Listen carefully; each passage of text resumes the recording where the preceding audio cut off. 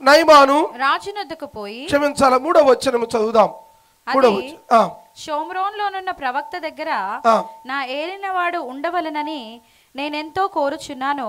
అతడు నా ఏలినవానికి కలిగిన కుష్ఠు రోగమును బాగు చేయనని తన యజమానురాలితో అనెను. చాలండి. ప్రభువానికి స్తోత్రం. ఈ మాటను దీవించమని, నాతో మాతో మీరు మాట్లాడమని ప్రభు పేరట అడుగుచున్నాము తండ్రి. Amen, amen. క్రీస్తునందు ప్రియులారా, ఈ ప్రత్యేకమైనటువంటి దినమున ప్రభు యొక్క వాక్యములో ఈ చదవబడిన లేఖన భాగములో నుండి కొన్ని ప్రాముఖ్యమైన సత్యాలను మనం పరిశీలన చేద్దాం. ఇక్కడ బానిసగా కొనపోబడినటువంటి ఒక చిన్న బిడ్డను మనం చూస్తూ ఉన్నాం. బానిసగా కొనిపోబడినటువంటి ఈ చిన్న బిడ్డ తన యజమానుడి యొక్క బాగును కోరినట్లుగా, తన యజమానుని యొక్క క్షేమమును కోరినట్లుగా దేవుని యొక్క వాక్యములో మనం చూస్తాం. ఇంతకీ ఈ బిడ్డ ఎవరు? ఈ బిడ్డ ఎక్కడికి వెళ్ళింది? అక్కడ జరిగిన పరిణామం ఏమిటో మనం చూద్దాం.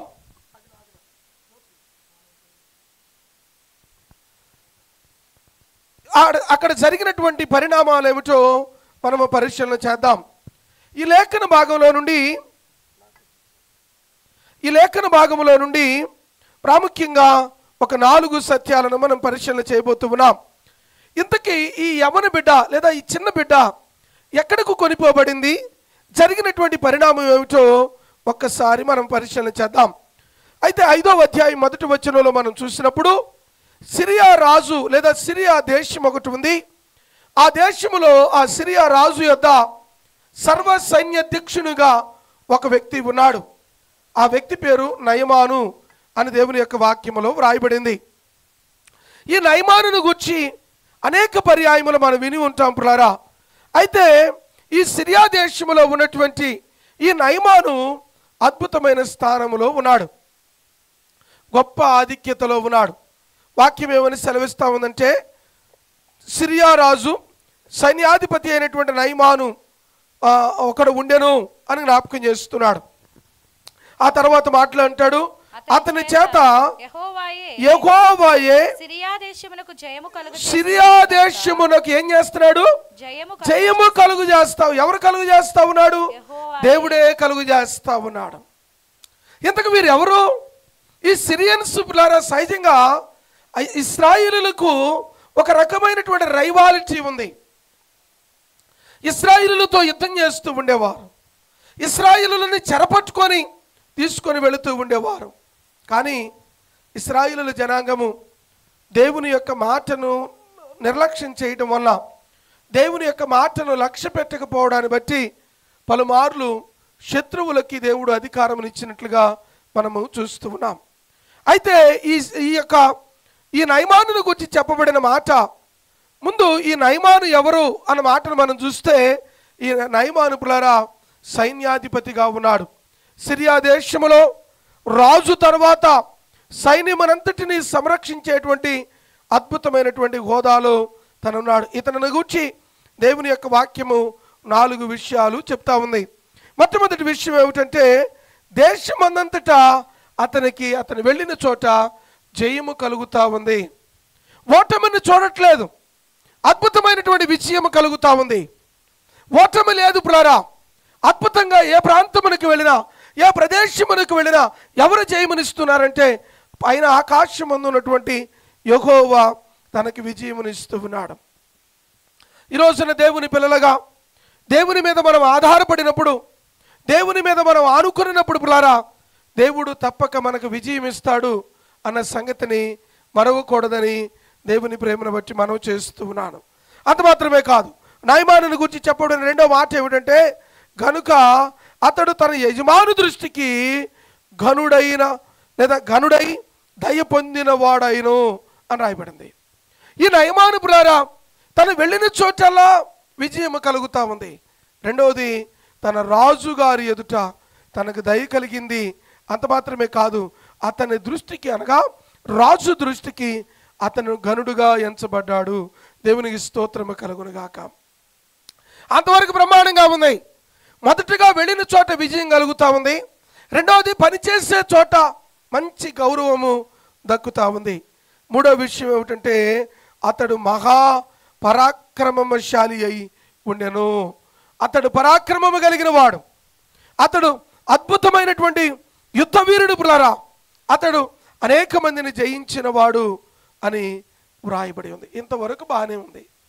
బట్ కానీ తర్వాత చెప్పబడిన మాట ఏమిటంటే, కానీ అతనికి కుష్టి రోగి లేదా కుష్టి రోగము ఉండెను అని రాయబడింది. అన్నీ ఉన్నాయి, వెళ్ళిన చోట్ల విజయం ఉంది, తన యజమానుని యొద్ద దయ పొందుకున్నాడు, పరాక్రమము కలిగిన వాడు, అద్భుతమైన పేరు ప్రఖ్యాతులున్నాయి. ఆ దేశములో ఆ ప్రాంతములో అతని వంటి వాడు లేడు. కానీ అతనికి కుష్టి రోగం ఉన్నదని దేవుని యొక్క వాక్యములో వ్రాయబడి ఉంది. ఈ రోజుల్లో దేవుని పిల్లలుగా పిల్లరా, అన్నిటిలో విజయం ఉంది. దేవుడు కావలసిన వాటన్నిటిని అనుగ్రహిస్తూ ఉన్నాడు. సంఘాన్ని ఇచ్చాడు, మందిరమునిచ్చాడు, ప్రార్థన చేసుకోవడానికి వనరులు ఇచ్చాడు, పరిస్థితులను అనుకూలపరిచాడు, అనేక పర్యాయములు పిల్లరా. కానీ అనేక మందికి దేవుని పట్ల శ్రద్ధ తగ్గిపోయింది, భక్తిలో సన్నగిలిపోయారు. దేవుని పట్ల లేకపోతే దేవుని యొక్క సన్నిధి పట్ల మక్కువ సన్నగిలిపోయినట్లుగా దేవుని యొక్క వాక్యంలో మనము చూస్తూ ఉన్నాం. ఈ నయమాను కుష్టి రోగము కలిగిన వ్యక్తి అని రాయబడి ఉంది. ఆ తర్వాత మాటలో జ్ఞాపకం చేస్తూ 2వ వచనం అంటాడు, సిరియనులు గుంపులు గుంపులుగా బయలుదేరి ఇశ్రాయేలు దేశం మీదకు పోయి ఉండిరి. ఈ సిరియా దేశస్థులు ఇశ్రాయేలు దేశం మీదకు పోయారు. వారు అక్కడికి పోయినప్పుడు పులారా, వారు అచ్చటి నుంచి ఒక చిన్న దానిని చెరగొని తీసుకుని వచ్చారు. ఈ సిరియనులు ఇశ్రాయేలు దేశానికి వెళ్ళారు. ఇశ్రాయేలు దేశానికి వెళ్ళి వారిలో ఉన్నటువంటి కొంతమందిని బానిసలుగా కొని తీసుకొని వచ్చారు. ఈ నయమాను కూడా పులారా, ఈ నయమాను కూడా ఒక చిన్న పాపను, ఒక చిన్న బిడ్డను మరి ఇశ్రాయేలు దేశంలో నుండి తీసుకొని వచ్చి ఒక చిన్న దానిని తీసుకొని రాగా అని దేవుని యొక్క వాక్యంలో వ్రాయబడి ఉంది. ఆ నయమాని భార్యకు ఈ చిన్న పిల్ల లేకపోతే ఈ చిన్న బిడ్డ పరిచర్య చేస్తూ ఉన్నట్లుగా మనము చూస్తూ ఉన్నాం. క్రీస్తునందుపులారా, ఇక్కడ మనం ఆత్మీయ పాఠాన్ని మనం గమనించాలి. ఈ చిన్న బిడ్డ ఎక్కడి నుంచి తీసుకురాబడింది? ఇశ్రాయేలు దేశం నుండి తీసుకురాబడింది. అసలు వాస్తవంగా తను బానిసగా కొని తీసుకొని రాబడినప్పుడు తను చేయవలసిన పని ఏమిటంటే, అక్కడి నుంచి తీసుకొచ్చినటువంటి యజమానుని దూషించాలి. అక్కడి నుంచి తీసుకుని వచ్చినటువంటి తన యజమానుని కానీ యజమానురాలను కానీ దూషించి వారిని అవమానపరచాలి. బట్ కానీ ఈ చిన్న బిడ్డ బానిసగా కొనిపోబడిన, బానిసగా తీసుకురాబడిన యజమానుని యొక్క బాగు కోరింది. ఎంత అద్భుతమైన లక్షణం బాబులారా, ఎంత అద్భుతమైన ఆత్మీయత ఇది, ఎంత అద్భుతమైన ఆత్మీయ పాఠాన్ని ఇక్కడ మనం నేర్చుకోవచ్చు. కొన్నిసార్లు ఇతరులు మనకు కీడు చేసిన, ఇతరులు మనకు హాని చేసిన, ఇతరులు మనల్ని అవమానపరిచిన, ఇతరులు మనల్ని హేళన చేసిన వారి క్షేమమును కోరుకునేదే క్రైస్తవ్యం. ప్రభువైన యేసుక్రీస్తు వారు ఆ కలువరి శిలువలో మాట్లాడిన మాటలలో 7 మాటల్లో మొట్టమొదటి మాట ఏమిటంటే, ప్రభువారు అంటాడు, తండ్రి వీరేమి చేయుచున్నారు, వీరు ఎరుగురు గనుక వీరిని క్షమించండి అయ్యా. ప్రతి క్రైస్తవుని లక్షణం ఇది అయి ఉండాలి. క్షమించే హృదయం కలిగి ఉండాలి. అంత మాత్రమే కాదు, ఇక్కడ రాయబడినటువంటి ఈ యొక్క చిన్న బిడ్డ ఆ 3వ వచనంలో జ్ఞాపకం చేస్తూ, అది షుమ్రోనులో ఉన్న ప్రవక్త దగ్గరకు నా ఏలినవాడు, ప్రవక్త దగ్గర నా ఏలినవాడు ఉండవలెనని నేనెంతో కోరుచున్నాను. అతడు నా ఏలిన వానికి కలిగిన కుష్టి రోగమును బాగు చేయనని తన యజమానురాలుతో అనెను. దేవుని స్తోత్రము కలుగును గాక. ఈ చిన్న బిడ్డ ఆ ఇంట్లో ఉంటా ఉంది. ఆ యొక్క నయమాను యొక్క భార్యకు పరిచర్య చేస్తూ ఉంది. మేబీ వారిద్దరు మాట్లాడుకునేటప్పుడు విన్నారేమో, నయమాను ఆ కుష్టి రోగం వల్ల ముఖం ఇతరులకు చూపించేవాడు కాదు. ఆ దినములలో కుష్టి రోగం వచ్చిన వారిని ఊరికి వెలుపల ఉంచేవారు. కుష్టి రోగము ఆ దినములలో బహు ప్రమాదకరమైనటువంటి రోగము. కుష్టి రోగం అనగానే ఒక శాపగ్రస్తుడైన వ్యక్తిగా కన్సిడర్ చేసేవారు. కుష్ఠరోగం అనగానే పిల్లారా, వారిని ఊరిలో ఉండనీయకుండా ఊరు వెలుపల వారు ఉండి వారు ఏమాత్రము కూడా ఆ ఊరిలో ఉన్న వారితో సఖ్యత కలిగి ఉండేవారు కాదు. ఆనాడు మోషే మీద సనుగుకున్నటువంటి మిరియాము కూడా తన నొసటున కుష్టి వచ్చినట్లుగా మనం చూస్తూ ఉన్నాం. దైవజనుడి మీద సనుగుకొని, దైవజనుడి మీద వ్యసనపడి, తన యొక్క బ్రదర్ అయినా సొంత వాడైనా సరే తన మీద వ్యసనపడుట ద్వారా పిల్లల గొప్ప శాపాన్ని కొని తెచ్చుకుంది. కుష్ఠరోగము చాలా ప్రమాదకరమైనది. క్రొత్త నిబంధన గ్రంథంలో ప్రభువైన యేసుక్రీస్తు వారి యొద్దకు 10 మంది కుష్ఠరోగులు వచ్చి, అయ్యా ఇదిగో మమ్మల్ని బాగు చేయండి అని వారు బిగ్గరగా కేకలు వేశారు. ప్రభువైన యేసుక్రీస్తు వారు ఇదిగో మీ దేహమును వెళ్ళి యాజకునికి చూపించమని చెప్పారు. వారిలో 9 మంది మార్గ మధ్యలో వెళుతుండగా 10 మంది శుద్ధులయ్యారు. అయితే వారిలో ఒక్కడు మాత్రమే వెనకకి తిరిగి ప్రభు యొద్దకు వచ్చాడు. కుష్ఠరోగము కుటుంబానికి వేరు చేస్తుంది. కుష్ఠరోగము తన బంధువుల నుండి వేరు చేస్తుంది. కుష్ఠరోగము సమాజం నుండి వేరు చేస్తుంది. ఈ రోజుల్లో పాపము కూడా అలానే చేస్తుంది. పాపము పిల్లలు ఏం చేస్తుందంటే దేవుని యొద్దకు రానివ్వదు, దేవుని బిడ్డలతో సహవాసములో ఉండనియదు. పాపము పిల్లరా సమాజానికి, సంఘానికి, దేవునికి మనల్ని దూరస్తులను చేస్తుంది. ప్రభువారు అంటాడు, ఆదామా నువ్వు ఎక్కడున్నావు అనగానే ఆదాము చెప్పిన మాట ఏమిటంటే, అయ్యా తోటలో నీ స్వరము వినినప్పుడు నేను దిగంబరినై ఉన్నాను గనుక నేను దాగుకొంటిని అని జ్ఞాపకం చేస్తున్నాడు. సో క్రీస్తునందు ప్రియ దేవుని బిడ్డలారా, ఈ కుష్ఠరోగము చాలా ప్రమాదకరమైనది. నయమాను ఈ రోగము కలిగి ఉండగా మేబీ నయమాను తన భార్యతో మాట్లాడుతూ ఉన్నాడు. తన భార్యతో ఆ స్థితిని గూర్చి, ఆ పరిస్థితిని గూర్చి చెప్తూ ఉన్నాడు. ఈ చిన్న బిడ్డ నయమాను యొక్క భార్యకు పరిచర్య చేస్తూ ఉంది. ఈ బిడ్డను గూర్చి, ఈ బిడ్డ యొక్క పేరును గూర్చి బైబిల్ గ్రంథంలో వ్రాయబడలేదు, కానీ తను చేసినటువంటి గొప్ప కార్యమును గూర్చి వ్రాయబడి ఉంది. ఈ యొక్క చిన్న బిడ్డల నుండి మనము నేర్చుకోవాల్సినటువంటి 4 పాఠాలను నేను త్వరగా చూపించి మనందరం ప్రార్థనలోకి వెళదాం. 4 ప్రాముఖ్యమైన సత్యాలు ఈ చిన్న బిడ్డల నుండి మనం నేర్చుకుందాం. నెంబర్ 1, మొట్టమొదటి సత్యం ఏమిటంటే she accepted hour situation without any bitterness. ఈ యొక్క చిన్న బిడ్డ పిల్లరా తన యొక్క స్థితిని ఎటువంటి ద్వేషము లేకుండా అంగీకరించింది. ఇందాక నేను చెప్తూ ఒక మాట చెప్పాను, కొన్నిసార్లు పిల్లరా దేవుడు కొన్ని పరిస్థితులని మన జీవితంలో అనుమతిస్తాడు. కొన్నిసార్లు కొంత అనారోగ్యాన్ని అనుమతిస్తాడు. కొన్నిసార్లు కొంత శ్రమను అనుభవిస్తాడు. కొన్నిసార్లు కుటుంబంలో పిల్లరా మనం ప్రేమించే వారిని ప్రభు తన యొద్దకు తీసుకువెళతాడు. కొన్నిసార్లు దేవుడే అనుమతిస్తాడు. దేవుని అనుమతి లేకుండా పిల్లరా ఏది జరగదు. ఆకాశమును భూమిని నిర్మించిన నా నిర్మాణకుడు పిల్లరా సమస్తము ఆయన స్వాధీనంలో ఉన్నాయి. ప్రభువారు అంటాడు, జీవన మరణములు ఎవరు స్వాధీనంలో ఉన్నాయి? యెహోవా స్వాధీనములో ఉన్నాయి, యెహోవా వశములో ఉన్నాయి. సమస్తము దేవుని స్వాధీనంలో ఉన్నాయి. అయితే ఈ చిన్న బిడ్డలో నుండి మనము నేర్చుకోవలసినటువంటి అద్భుతమైన పాఠం ఏమిటంటే షీ యాక్సెప్టెడ్ హర్ సిచ్యువేషన్. తన స్థితిని ఎటువంటి ద్వేషము లేకుండా అంగీకరించింది. కొన్నిసార్లు మన జీవితంలో పిల్లరా ఏదైనా ప్రతికూలత కలిగినా, ఏదైనా అననుకూలత కలిగినా దానిని అంగీకరించగలగాలి. మనలో చాలా మందికి దైవజనులైనటువంటి నిక్కును గురించి మనకు తెలుసు. నిక్కు జన్మించినప్పుడు పిల్లరా 2 చేతులు 2 కాళ్ళు లేకుండా జన్మించాడు. జన్మించినప్పుడు వారి కుటుంబీకులు, వారి తల్లిదండ్రులు, బంధువులు వచ్చి ఆ బిడ్డను చూసి జాలిపడి లేక పుట్టినటువంటి ఒకే ఒక కుమారుడు ఈ స్థితిలో పుట్టాడు, ఎందుకు చంపేయండి, అతను బ్రతకడం కష్టం. 2 చేతులు 2 కాళ్ళు లేకుండా ఎలా బ్రతకాలి? ఇవాళ రేపు పిల్లరా ఒక చెయ్యి ఒక కాలులో ఒక వేలో ఏదో కట్ అయిపోతే ఎంతో స్ట్రగుల్ అయిపోతాం. ఈ బిడ్డ 2 చేతులు 2 కాళ్ళు లేకుండా జన్మిస్తే ఎంతో అనేక మంది వచ్చి అనేక రకాలుగా ఆ బిడ్డను గురించి అవమానపరిచారు. ఆ బిడ్డను చంపేయండి అని చెప్పారు. కానీ తల్లిదండ్రులు అంటారు, ఈ బిడ్డను మేము ప్రభు కొరకు పెంచుతాం. ఈ రోజున ఆ చిన్న బిడ్డ 2 చేతులు 2 కాళ్ళు లేనటువంటి ఆ చిన్న బిడ్డ ప్రపంచాన్ని గడగడలాడించేటువంటి అద్భుతమైన సేవకుడిగా నా దేవుడు చేశాడు. మీరు ఎప్పుడైనా మేడిపల్లి పోలీస్ స్టేషన్కి వెళ్ళి చూడండి. నిక్కును గురించి రాయబడి స్టేట్మెంట్స్ మేడిపల్లి పోలీస్ స్టేషన్లో నేను చూశాను. మీరు అడగొచ్చు అక్కడికి ఎందుకు పోయామని. అనేక పర్యాయములు సేవకులుగా అనేక పరిస్థితుల్లో వెళుతూ ఉంటాం. పిల్లరా నిక్కును గురించి 2 చేతులు 2 కాళ్ళు లేని వ్యక్తి అద్భుతమైన ప్రపంచానికే ఇన్స్పిరేషన్గా మన మధ్య మల్లారెడ్డి యూనివర్సిటీస్కి వచ్చాడు. మల్లారెడ్డి యూనివర్సిటీకి మన మధ్య వైజాగ్ వచ్చాడు. అనేక ప్రాంతాలకు వెళ్ళి అతని గురించి అద్భుతం ఏంటో తెలుసా? అతని గురించి ఆంధ్రప్రదేశ్లో ఒక టెక్స్ట్ బుక్లో అతని లెసన్ ఒకటి పెట్టారు. నిక్కు వెళ్ళి ఒక స్కూల్ని విజిట్ చేస్తా ఆంధ్రప్రదేశ్లో ఆయన లెసన్ ఆయనే తీసి ఆ లెసన్ గురించి ఆయన ఆ లెసన్ ఆ పేపర్ ఓపెన్ చేసి ఎంతగానో సంతోషించాడు. అంటే ఒకప్పుడు పిల్లరా ఒకప్పుడు తన స్థితిని బట్టి అనేకులు తనను అవమానపరిచారు.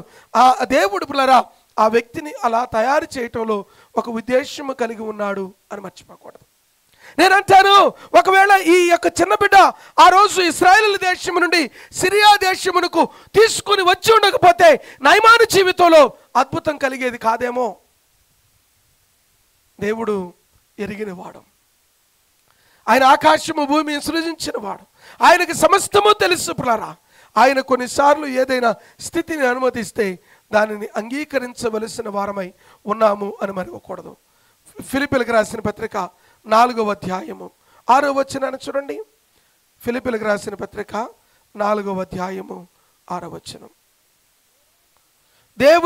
దేనిని గూర్చియు చింతపడకుడి గాని ప్రతి విషయములోను ప్రార్థనా విజ్ఞాపనముల చేత కృతజ్ఞతాపూర్వకముగా మీ విన్నపములు దేవునికి తెలియచేయడి, దేవుని స్తోత్రము కలుగును గాక.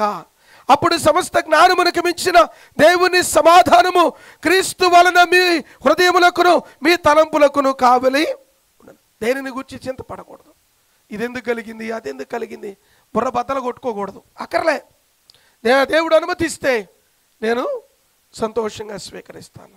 దేవుని చేతిలో ఉన్న మనము, దేవుని హస్తాలలో ఉన్న మనము, దేవుని అనుమతి లేకుండా ఏది జరగదు అని గుర్తించవలసిందిగా మనం చేస్తున్నాం. ఈ చిన్న బిడ్డ సిరియా దేశమునకు కొని తీసుకురాబడింది. తల్లిదండ్రుల నుంచి దూరపరచబడింది. తన సొంత ప్రాంతము కాదు, సొంత భాష కాదు, సొంత ప్రజలు కాదు, ఎవరు లేరు తనకు తెలిసిన వారు. బాల్యంలో మన పిల్లల్ని తీసుకెళ్ళి హాస్టల్లో వేస్తేనే ఇవాళ రేపు తల్లిదండ్రులు వేయడానికి ఇష్టపడలేదు, అది వేరే విషయం. కానీ ఏదైనా హాస్టల్లో వేసి వారిని విడిచిపెట్టి రావాలంటే తల్లిదండ్రులు ఏడవా, పిల్లలు ఏడవా, వాళ్ళని చూసి వీళ్ళు ఏడవా, వీళ్ళని చూసి వాళ్ళు ఏడవా, ఇదే సరిపోద్ది.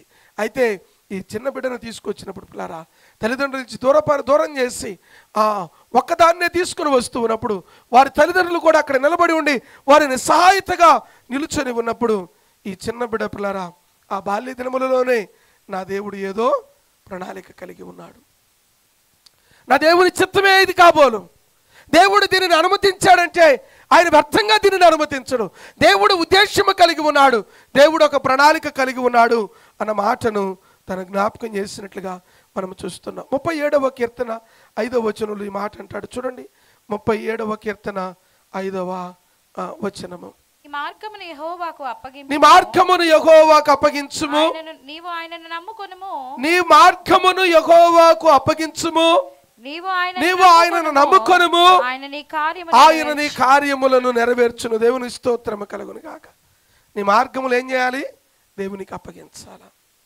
ప్రభు అనుమతించాడేమో, దేవుని అనుమతి లేనిది ఇలాగ జరగదు కదా, దేవుని యొక్క అనుమతి లేకుండా ఇటువంటి పరిస్థితులు రావు కదా. మేబీ ప్రభు అనుమతించాడంటే దేవుడు ఒక ఉద్దేశం కలిగి ఉన్నాడని ఆ బిడ్డ ఎరిగినట్లుగా మనం చూస్తాం. ఈ రోజున పిల్లరా ఏ స్థితిలో నువ్వున్నా, ఏ పరిస్థితిలో నువ్వున్నా, ఏ స్థితిగతుల మధ్యలో నువ్వున్నా ఆందోళన చెందనక్కర్లేదు. దేవుడు ఒకవేళ అనుమతిస్తే దేవుడు ఉద్దేశము కలిగి ఉన్నాడు. ఒకవేళ దేనినైనా నువ్వు కోల్పోతే నువ్వు కోల్పోయిన దానికి నా దేవుడు 100 రెట్లు అనుగ్రహించగలిగిన దేవుడు. మనుషులను బ్లేమ్ చేయొద్దు, పరిస్థితులను బ్లేమ్ చేయొద్దు, ఇతరుల మీద నేరారోపణ చేయొద్దు.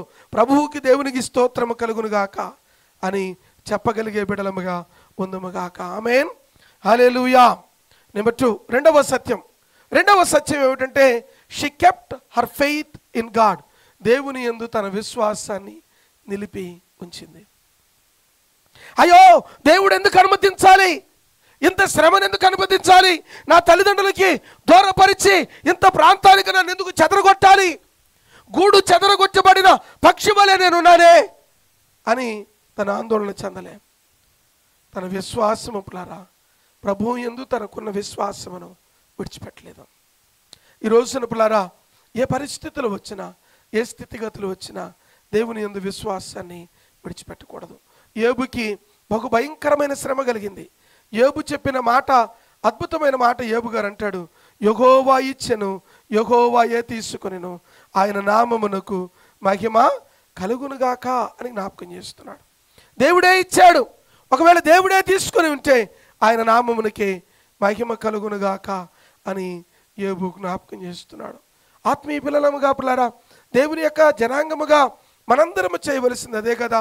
మన జీవితంలో మన విశ్వాసాన్ని కోల్పోకుండా మన విశ్వాసాన్ని కోల్పోకుండా మనము దేవుని సన్నిధిలో ధైర్యముగా ఉండవలసిన వారమై ఉన్నాం. యోబు గ్రంథము 1వ అధ్యాయము 20వ వచనాన్ని చూడండి. 20వ వచనాన్ని, అప్పుడు యోబు లేచి తన వైవస్త్రములు చింపుకొని తల వెంట్రుకలు గొరిగించుకొని మీద సాష్టాంగపడి నమస్కారము చేసి ఇట్లా నేను నా తల్లి గర్భము నుండి దిగంబరినై వచ్చితిని, దిగంబరినై అతడికి తిరిగి వెళ్ళుదును. యెహోవా ఇచ్చెను, యెహోవా తీసుకొనెను, యెహోవా నామమునకు స్తుతి కలుగునుగాక. దేవుని స్తోత్రం.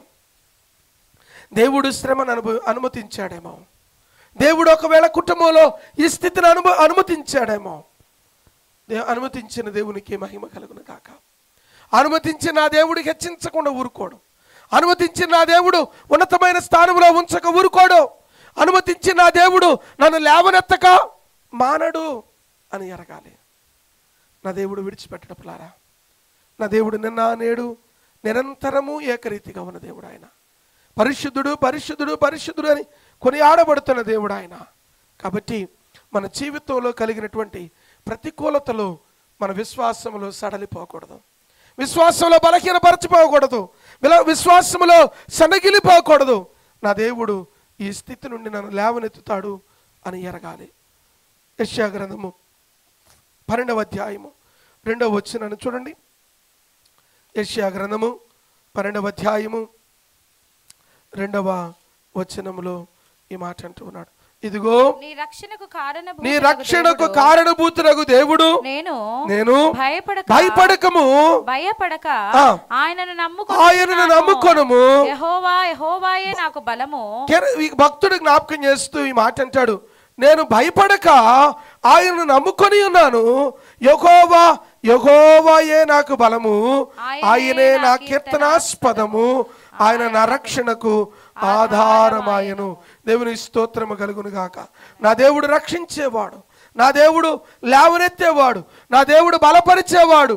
కాబట్టి నేను ఆందోళన చెందను. 56వ కీర్తన 3వ వచనములోను, 139వ కీర్తన 9-10 వచనాలలోను ఈ మాటలు జ్ఞాపకం చేస్తాడు. మన విశ్వాసాన్ని కోల్పోకూడదు. ఎంత శ్రమైనా రానియండి, ఎంత ప్రతికూలత అయినా రానియండి, మన విశ్వాసాన్ని కోల్పోకుండా ప్రభు సన్నిధి లోపల మనం నిలిచి ఉండగలిగితే అది మన జీవితాలకు ఎంతో దీవెనకరం, ఎంతో ఆశీర్వాదకరం. ఈ రోజున ఒకవేళ నీ కుటుంబానికి కలిగిన కష్టానికి ఒకవేళ దేవునికి దూరం అయ్యావా, ఒకవేళ నీ జీవితంలో ఏదైనా ప్రయాస కలిగిందని, ఏమి ఆత్మీయతలే, ఏమి మందిరములే, ఏమి సంఘములే, ఏమి దేవుడులే అని ప్రభువుని విడిచిపెట్టి ఒకవేళ వెళుతూ ఉన్నావేమో దూరంగా, యేసయ్యకు తిరిగిరా. నా దేవుడు మరలా పాడైపోయిన జీవితాలను ఆయన తిరిగి కట్టగలడు అన్న సంగతిని మరవకూడదని దేవుని ప్రేమను బట్టి మనం చేస్తున్నాను. నెంబర్ 3 మూడవ సత్యం ఏమిటంటే ఈ చిన్న బిడ్డల నుండి, నయమాను ఇంటిలో ఉన్నటువంటి ఆ చిన్న బిడ్డల జీవితంలో నుండి మనము నేర్చుకుంటున్నటువంటి మూడవ పాఠం ఏమిటంటే, she had a great forgiving heart. క్షమాహృదయం, గొప్ప క్షమాహృదయం తనలో ఉంది.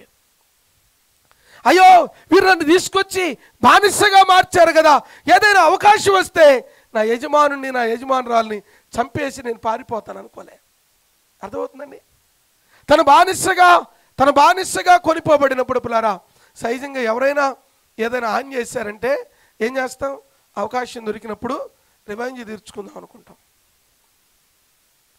చిన్నప్పుడు మా గ్రామంలో ఇది మూఢనమ్మకం, వాస్తవం సత్యం కాదు. ఇప్పటికే చాలామందిలో ఈ నమ్మకం ఉంది. నేను స్కూల్లో ఉంటే ఎవరో ఇంట్లో ఒక పెద్ద పాము వచ్చిందని చెప్పారు. పెద్ద పాము వచ్చిందని చెబితే సరే ఆ పాములు పట్టే వ్యక్తికి ఫోన్ చేశారు, లేకపోతే కబురు పెట్టారు. ఆయన వచ్చి ఆ ఇంట్లోనికి వెళ్ళి ఓ దాదాపు 2 గంటలు 3 గంటలు ప్రయాసపడి దాన్ని పట్టుకున్న తర్వాత ఆయన చెప్పే మాట ఏంటంటే నాకు బాగా జ్ఞాపకం. ఈ పాము నీ మీద ఏమట్టింది చెప్పాలా? పగబట్టింది. ఎప్పుడో కొట్టావు నువ్వు? వాడంటాడు, వాడు గుర్తులేదు. అవును కొట్టుంటాను సార్, కొట్టుంటాను. ఇది బావాలంటే, ఈ దోషం బావాలంటే 2 కోళ్ళు వెయ్యి, నాటుకోళ్ళు 2, ఆ తర్వాత 1116 అర్నక 1116, ఆ తర్వాత మంచి వస్త్రాలు ఎవరికి? ఆయనకి మంచి వస్త్రాలు ఇవన్నీ సిద్ధం చేస్తే ఆ దోషం పోయేటట్టు చేస్తాడట. లేకపోతే ఈ పామంట ఆడు చెప్తాడు, మరి ఇది మూఢనమ్మకే, మరలా చెప్తున్నాను ఇది మూఢనమ్మకే. ఆడు చెప్తాడు ఈ పాము పగబట్టింది, ఒకవేళ ఈ పామును మనం చంపినా వాళ్ళ యాన్సిస్టర్స్ ఉన్నారంట, ఫ్యామిలీ మెంబర్స్. ఎవరు చెప్పరు. ఈ పాముకి బలగం పెద్దదంట, వాళ్ళ అన్నయ్య ఉన్నాడంట, వాళ్ళ బ్రదర్స్ ఉన్నారంట. నాకే తెలిసిందా, నేను ఫస్ట్ టైం నా జీవితంలో ఆ సంగతి నేను ఇప్పటికి కూడా మర్చిపోలా. వాడు చెప్తా ఉంటే ఆ ఊర్లో అందరూ నిజమే కావాలా వాడుండి అప్పు తీసుకొచ్చి వెంటనే అప్పు తీసుకొచ్చి ఆ 116 2 కోళ్ళు వాడు దాదాపు ఆ రోజు ఆ పాము వాడి ఇంటికి వచ్చినందుకు 3-4 వేల రూపాయల ఖర్చు.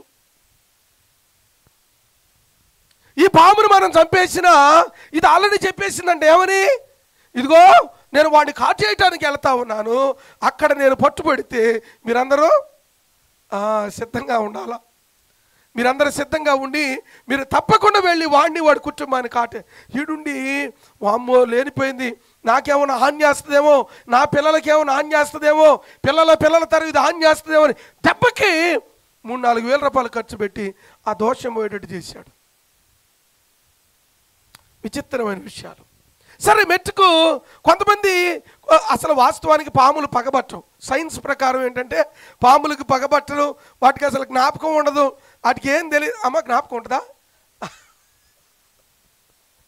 ఈ నమ్మకాలు ఏం చేయలేము మనం.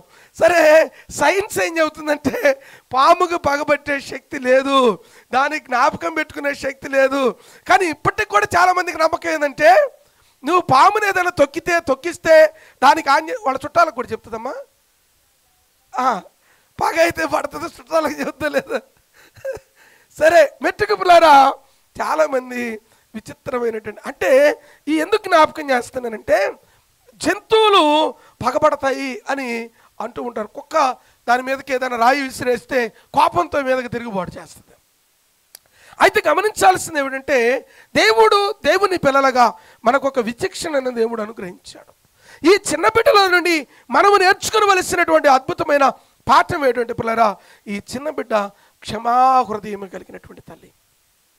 అయ్యో నా యజమానురాలు నా తల్లి నుంచి దూరపరిచారు, నా తండ్రి నుంచి దూరపరిచారు, నా బంధువుల నుంచి దూరపరిచారు, నా అన్నదమ్ముల నుంచి దూరపరిచారు, ఏ విధంగా నేను పగ తీర్చుకోవాలో అవకాశం కొరకు కనిపెట్టలా. ఇంట్లో అమ్మగారికి పరిచర్య చేస్తుందంటే దగ్గరగా ఉంటుందా దూరంగా ఉంటుందా? పక్కనే ఉంటుంది. నిద్రపోయేటప్పుడు ఇంత రాయి తీసుకొని నెత్తినేస్తే అయిపోయేది. అలా కోరుకోలే, అలా చేయాలనుకోలే, క్షమించింది. ఆ క్షమాహృదయం ఆత్మీయ పిల్లలమ్మగా మనము కలిగి ఉందమ్మ కాక. దేవుడు పిల్లరా, ఒకవేళ మనకి ఎవరైనా హాని చేసి ఉండొచ్చు, అవమానపరిచుండొచ్చు, మన సాక్ష్యాన్ని పాడు చేసి ఉండొచ్చు, మనల గురించి చెడ్డగా పలికుండొచ్చు, క్షమించే హృదయము మనము కలిగి ఉందము గాక. మత్తయి సువార్త 6వ అధ్యాయంలో ప్రభువారు పరలోక ప్రార్థన నేర్పుతానంటాడు, ఇదిగో మేము ఇతరుల అపరాధములను క్షమించిన ప్రకారం మీరు మా అపరాధములను క్షమించమని జ్ఞాపకం చేస్తూ ఉన్నాడు. ఎఫెసీయులకు రాసిన పత్రిక 4వ అధ్యాయము 32వ వచనం చూడండి.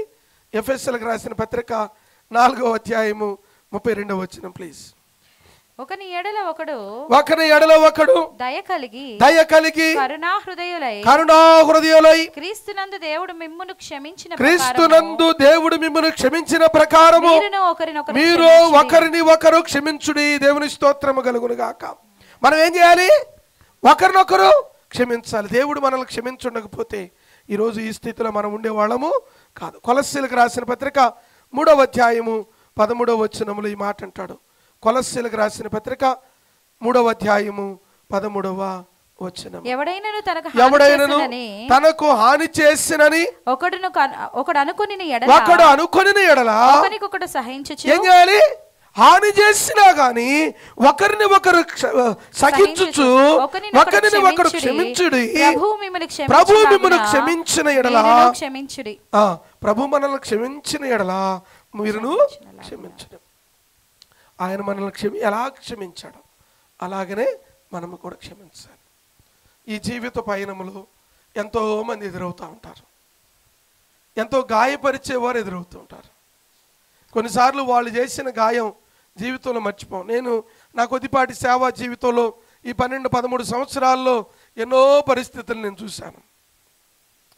గుండెను గాయం చేసిన వాళ్ళని చూశాను, అవమానపరిచిన వారిని చూశాను, హేళన చేసిన వారిని చూశాను. కానీ దేవుడు క్షమించమని చెప్పాడు. క్షమించి వారితోనే ఇంకా సహవాసంలో ఉన్నా. ఎందుకంటే దేవుని పిల్లలు మనం. వారిని క్షమించమని ప్రభు చెప్పాడు. నా ప్రభు చెప్పాడంటే తప్పక క్షమించాలి. ఈ నయమాని ఇంట్లో పనిచేస్తున్న ఈ చిన్నది పిల్లారా, బాల్యంలో ఉన్నటువంటిదే, చిన్న బిడ్డే, కానీ గొప్ప క్షమాహృదయం కలిగినటువంటిది. బానిసగా కొనిపోబడిన ఆ చిన్న బిడ్డ పిల్లారా యజమానురాలు యొక్క వారి కుటుంబం యొక్క క్షేమమును కోరుకుంది. దేవుని స్తోత్రం కలుగును గాక. ఆ కుటుంబం యొక్క బాగును కోరుకుంది. ఆ కుటుంబం బాగుండాలి అనుకుంది పిల్లారా. ఆ కుటుంబము క్షేమంగా ఉండాలి అని కోరుకుంది.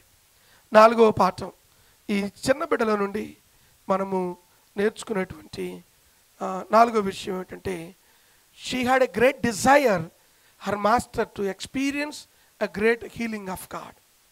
ఈ యొక్క చిన్న బిడ్డ పిల్లారా తనకున్న ఆశ ఏమిటో తెలుసా? తన యజమానుడు సర్వోన్నతుడైన దేవుని యొక్క స్వస్థతను అనుభవించాలి అని కోరుకుంది. కోరుకొని తను ఏం చేసిందో చూడండి. తను ఏం చేసిందంటే దేవుని యొక్క వాక్యములో జ్ఞాపకం చేస్తూ 3వ వచనములో 5వ అధ్యాయం 3వ వచనములో, అది షిమ్రోనులో ఉన్న ప్రవక్త దగ్గర నా ఏలిన వాడు ఉండవలెనని నేను కోరుచున్నాను. అతడు నా ఏలిన వానికి కలిగిన కుష్ఠరోగమును బాగు చేయనని యజమానురాలుతో తను అన్నది. 2వ రాజుల గ్రంథం 5వ అధ్యాయము 3వ వచనం. తన యజమానురాల దగ్గరికి వెళ్ళి చెప్తాను, అమ్మగారు, షిమ్రోనులో ఓ దైవ సేవకుడు ఉన్నాడు ఎలీషా అని. ఎలీషా అనే దైవ సేవకుని ఎదుకు వెళితే ఆ దైవ సేవకుడు బాగు చేస్తాడమ్మా. సరే, ఈయనేం చేయాలి? ఆ మాట చెప్పినండి. సరే నేను చెప్పి బయలుదేరాలి. ఈయన రాజుగారి దగ్గరికి వెళ్ళి, రాజుగారు నాకు కుష్ఠరోగం వచ్చింది కదా, నేనేం చేస్తానంటే, ఇదిగో ఇశ్రాయేలు దేశంలోనికి నేను వెళుతూ ఉన్నాను, నువ్వు ఆ రాజుగారి కబురు పెట్టమని చెప్పాడు. రాజుగారి సిరియా దేశపు రాజు ఒక ఉత్తరం రాసి ఇశ్రాయేలు దేశపు రాజుకి కబురు పెట్టాడు. ఇదిగో నా దగ్గర సైన్యాధిపతి ఒక అతను ఉన్నాడు నయమాన్ అని, అతని కుష్ఠరోగం వచ్చింది, అతను బాగు చేయమని ఉత్తరం పంపాడు. ఇశ్రాయేలు దేశపు రాజుకి కోపం వచ్చి బాధేసి, నేనేమన్నా దేవుణ్ణా, నేను ఎట్టు బాగు చేస్తా, నేను ఎలాగ చేయగలను అని చెప్పి చింతాక్రాంతుడైనట్లుగా మనం చూస్తున్నాం. ఆ మాటలు చూడండి. 5వ వచనం 4వ వచనం నుండి, నయమాను రాజు నొద్దకు పోయి ఇశ్రాయేలు దేశపు చిన్నది చెప్పిన మాటలు అతనికి తెలియజేయగా, సిరియా రాజు నేను ఇశ్రాయేలు రాజునకు దూత చేత పత్రిక పంపించిందనని ఆజ్ఞ ఇచ్చిన గనుక 20 మనుగుల వెండియు 1,20,000 రూపాయల బంగారును 10 దుస్తుల బట్టలను తీసుకొని పోయి ఇశ్రాయేలు రాజులకు గిఫ్ట్ పంపించాడు అని.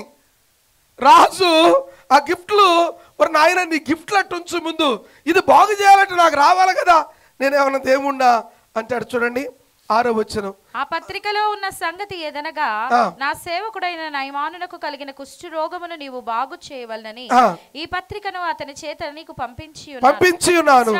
ఇశ్రాయేలు రాజు ఈ పత్రికను చదివి వస్త్రాలు చింపుకొని చంపుటకును బ్రతికించుటకును నేను దేవుడనా? నేనేమన్నా దేవుణ్ణాయా? ఒకనికి మీరు ఎవరి దగ్గరికి రావాలి?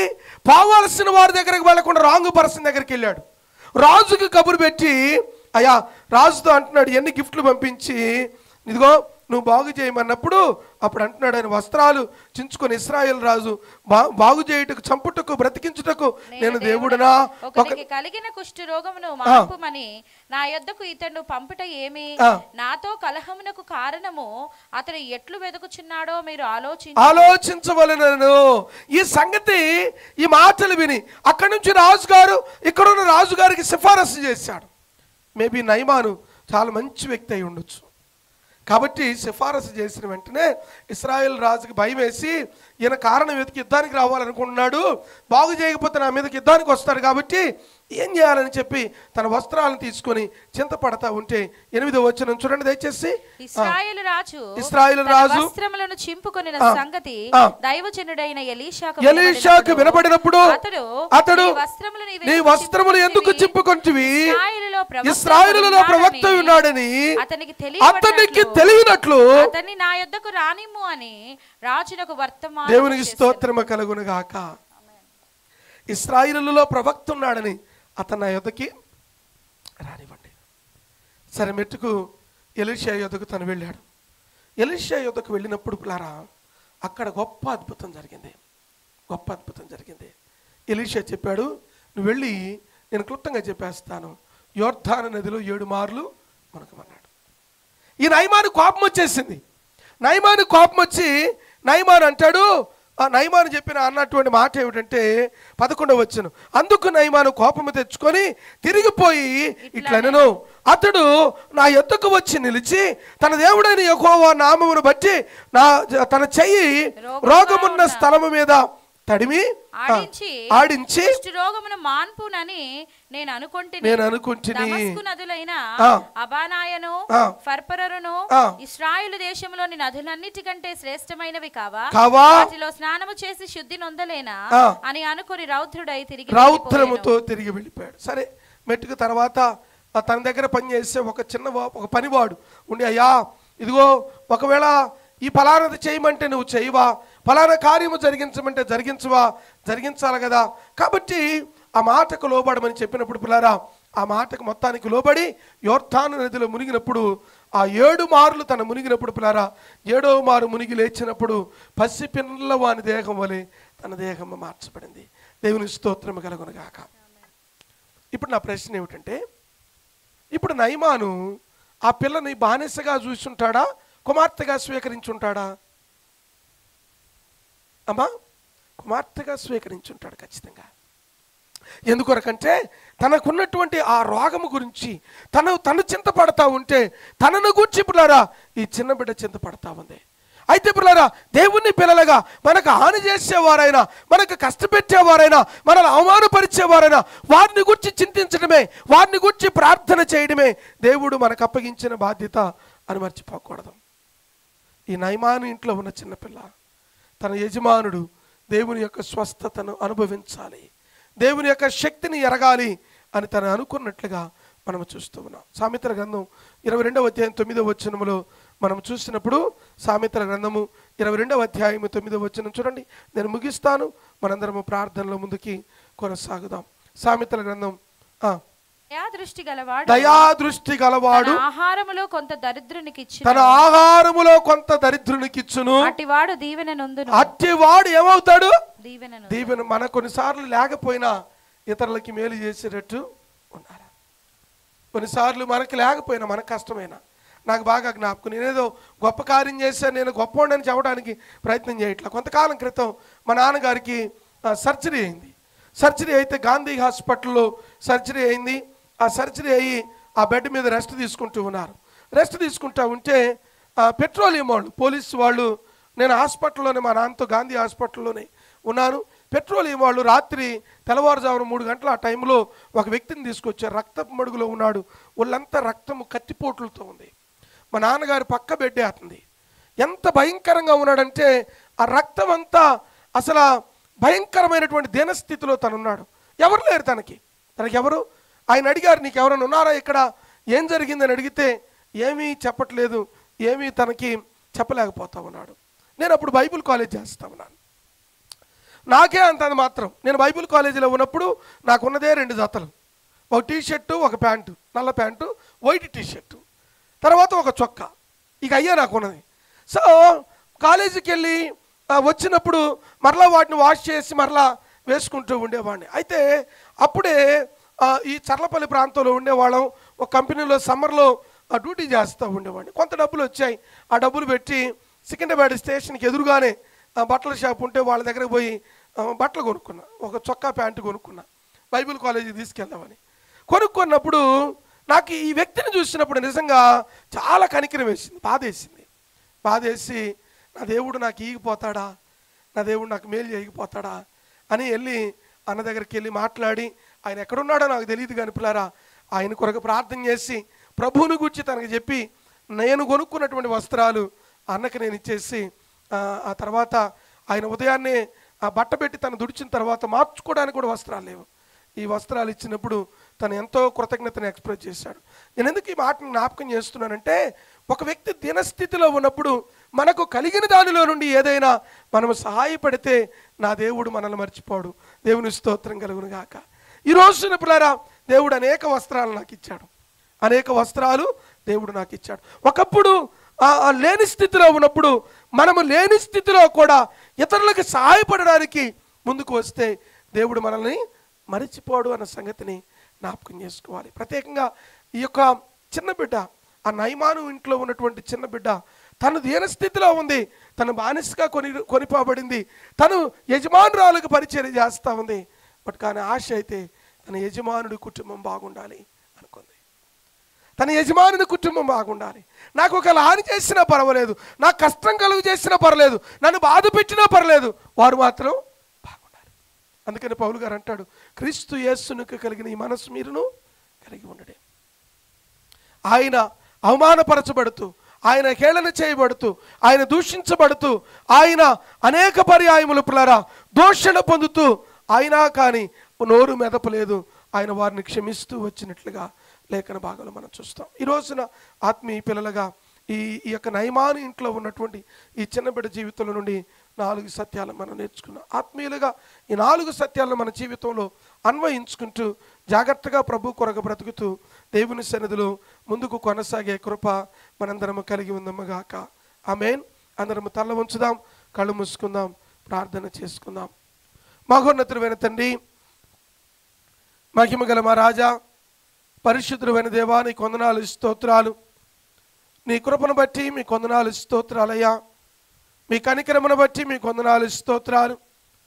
సర్వోన్నతుడా, మీరు చేసిన మేలులను బట్టి మీ కొందనాలు. నీవు నిన్న నేడు నిరంతరము ఏకరీతిగా ఉన్న దేవుడు కదా. పరిశుద్ధుడు పరిశుద్ధుడు పరిశుద్ధుడు అని నిత్యము కోట్లాది దూతలతో కొనియాడబడుతున్నటువంటి మహనీయుడు కదా నాయనా. ఈ ప్రత్యేకమైన దినమున ఇదిగో తండ్రి, నయమాను ఇంట్లో ఉన్నటువంటి ఆ చిన్న బిడ్డ జీవితంలో నుండి మేము నేర్చుకున్నటువంటి 4 పాఠాలను బట్టి మీకు స్తోత్రమయ్యా. ఆ బిడ్డ నాయన తానున్నటువంటి స్థితిని అంగీకరించింది. మేము కూడా కొన్నిసార్లు మా జీవితంలో మీరు అనుమతించినటువంటి పరిస్థితులను ప్రభువా మేము అంగీకరించడానికి మీ కృపనిమ్మని ప్రార్థన చేస్తున్నానయ్యా. మీరు కనికరమును చూపించండి, దీవించండి, ఆశీర్వదించమని ప్రార్థన చేస్తున్నాను. యేసుక్రీస్తు నామములో మీ కృప మీ కనికరమును మీరు అనుగ్రహించమని వేడుకొనుచున్నాను. ప్రభువా నీకు స్తోత్రమయ్యా. నిన్న నేడు నిరంతరము ఏకరీతిగా ఉన్న దేవానికి స్తోత్రమయ్యా. పరిశుద్ధుడా మీకు స్తోత్రము తండ్రి. జీవాధిపతి నీకు స్తోత్రమయ్యా. మీరే కనికరమును చూపించండి, దీవించి ఆశీర్వదించమని ప్రార్థన చేస్తున్నాను. ఈ ప్రాముఖ్యమైన దినమున నాయన నీ మందిరావరణంలో చేరి నాయన ప్రార్థనలో గడుపుటకు సిద్ధపడిన బిడ్డలను బట్టి మీకు స్తోత్రమయ్యా. ఈ ప్రత్యేకమైన సమయాన్ని దీవెనకరంగా మలచండి అయ్యా. ప్రార్థనాత్మను మాకు మీరు అనుగ్రహించండి. మీ సన్నిధిలోనైనా ప్రార్థించే బిడలగా ఉండుటకు నాయన, మీ సన్నిధిలోనైనా కనిపెట్టే బిడలగా ఉండుటకు, మీ ఉన్నతమైన కార్యములు ప్రభువా మా జీవితాల్లో చూసే బిడలగా మేము ఉండుటకు నాయనా మీ ఉన్నతమైన కృప మీ కార్యములను మీరు అనుగ్రహించమని ప్రార్థన చేస్తున్నాను. దేవా నీకు వందనాలు స్తోత్రాలు. నిన్న నేడు ఏకరీతిగా ఉన్న దేవానికి స్తోత్రమయ్యా. ఈ సమయంలో తండ్రి మేమందరము నాయన ప్రార్థనలో గడపబోతుండగా నాయన ఇదిగో తండ్రి మీ కృపను మాకు అనుగ్రహించమని మీ సన్నిధిలో నిత్యము ప్రార్థన చేయొచ్చు ప్రభువా నాయన. అనేక అవసరతల నిమిత్తమై అనేకుల నిమిత్తమై నాయన ఈ దినము నాయన ప్రార్థనలో గడపబోతుండగా నాయన ఇదిగో తండ్రి ప్రార్థనాత్మను మా మీద మీరు కృమ్మరించి రాజా, తద్వారా మీ నామమునికే మీరు మహిమ ఘనత ప్రభావాలు మీరు పొందుతారని నమ్ముతూ ముందున్న సమయానంతటిని మా అందరికి దీవెనకరంగా మలచమని ప్రభు పేరట అడిగి వేడుకొనుచున్నాము తండ్రి.